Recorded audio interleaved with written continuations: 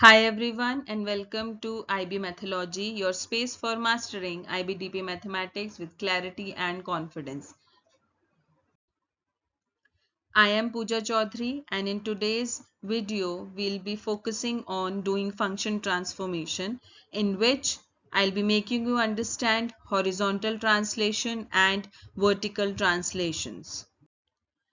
Let's first understand what is the difference between horizontal and vertical translation. Horizontal translation means we are shifting the graph towards right or left side along the x-axis, whereas in vertical translation we are shifting the graph towards up or down along the y-axis. Let's start with horizontal translation. Let's take an example of fx is equals to x square and another function fx is equals to x plus 1 whole square. Now I have already made the table by taking different values of x and calculating simultaneous values of x square. I have taken the same values of x for the function x plus 1 whole square and calculated the values. Now if we plot these two functions on a single graph, the graph looks like this.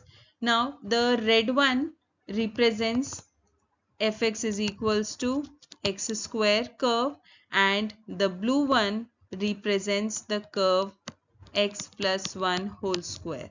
Now if we want to look at the difference, so my red curve, that is x square, that is being shifted towards left by 1 unit, or you can say it is shifted towards left by 1 value.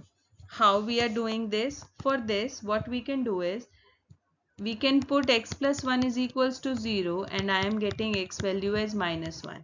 Means if we compare these two functions, I can say that my fx is equals to x square function and fx is equals to x plus 1 whole square function differ by a value minus 1.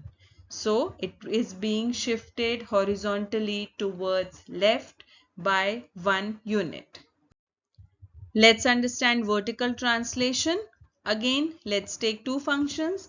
One is fx is equals to 2x square and the other is fx is equals to 2x square plus 3.